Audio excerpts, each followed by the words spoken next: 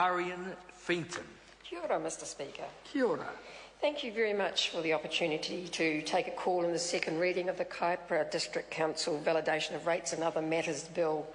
I've been a bit of a bit player in this whole sorry saga, but I have spent obviously have spent quite a bit of time with the people who are most affected by the provisions of this bill, and that is the ratepayers of Kaipara. Not all of them, of course, but some of them have been to see me, along with the Commissioner and others, and I have been, along with my colleagues, part of many meetings when we have listened and tried to unravel and understand a very difficult situation, as the former member just described. And I have come to the conclusion that the Select Committee, having read the report, listened to the members speaking, have done the best they possibly could do on a really, really difficult, messy, long-standing and bitter situation.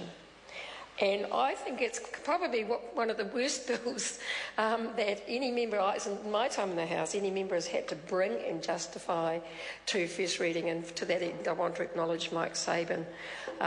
He did what he had to do.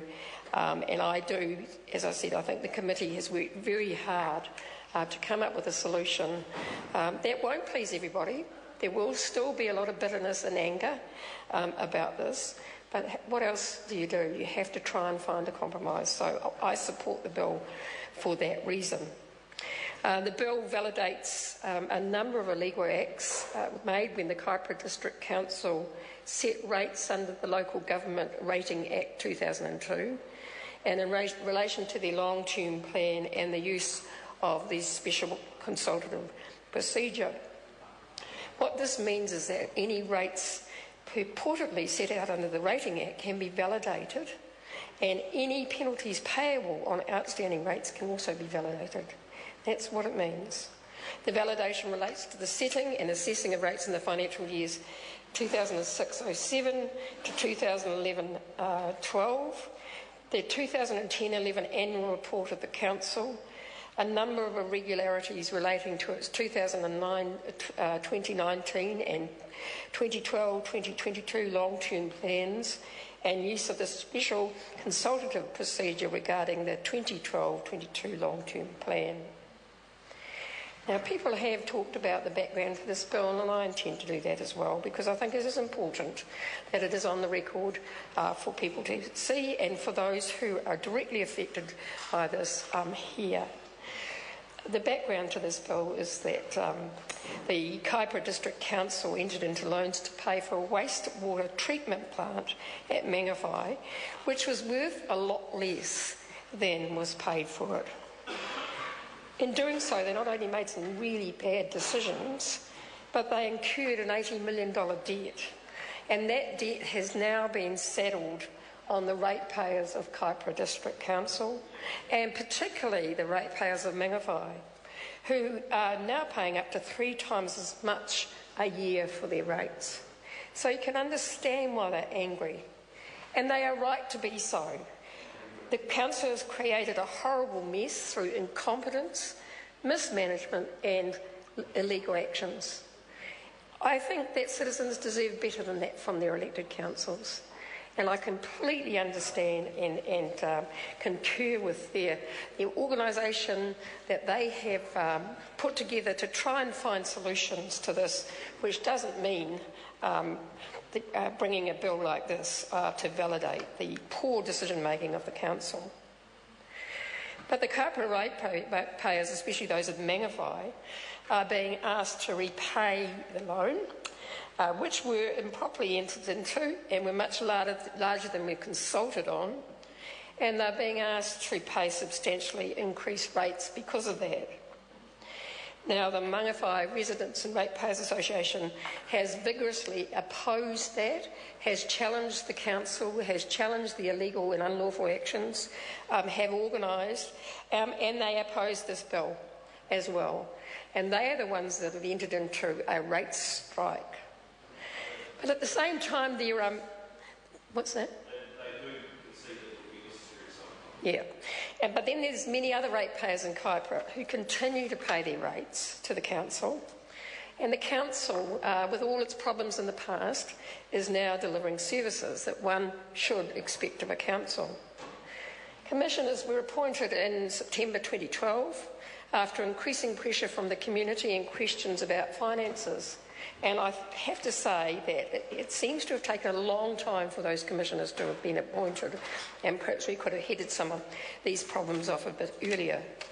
But anyway, the commissioners will remain in place today, and they have sought the help of this House so they can do the job that they've been appointed to do by the government.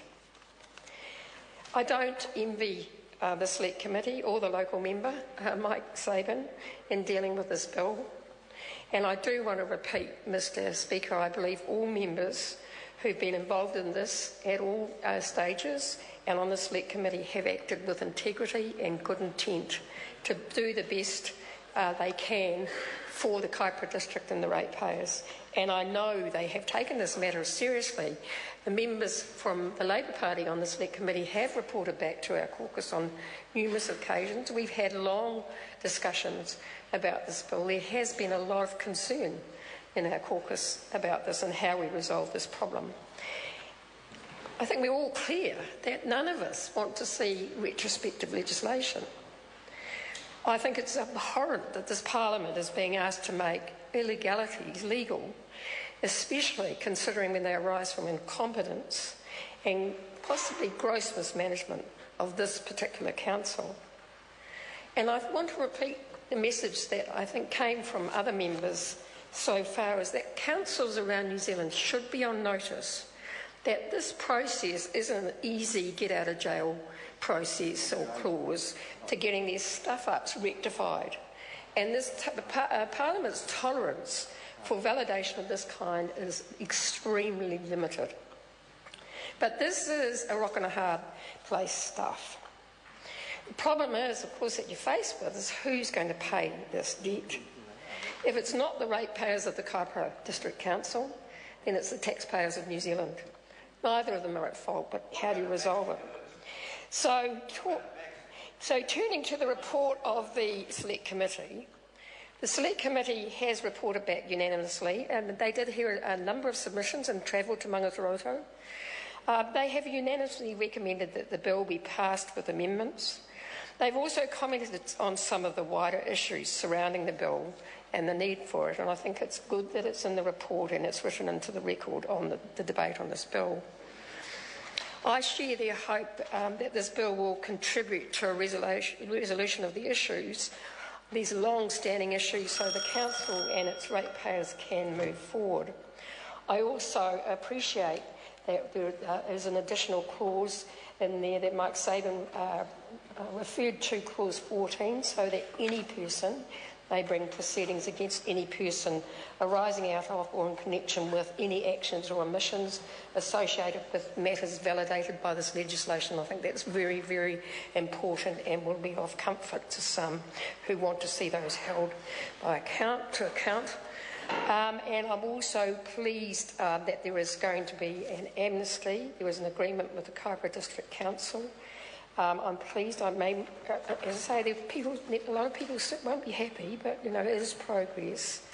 And I think also the message from the Select Committee is that if the Controller and Auditor General finds parties culpable in their report, then we, this Parliament, Labour and all of the members of this House expect that the Government and the Council ensure that those parties are held accountable.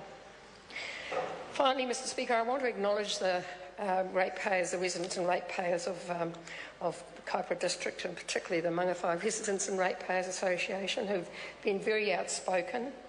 I know they've tried to find constructive solutions, and it's been very, very difficult for them.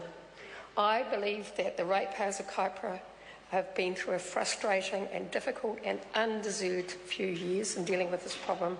They deserve a council that does better by them than the one that they've had, and I hope this bill is the basis for moving forward so that they can get the kind of support they deserve through their local council. I call the honourable member Eugene.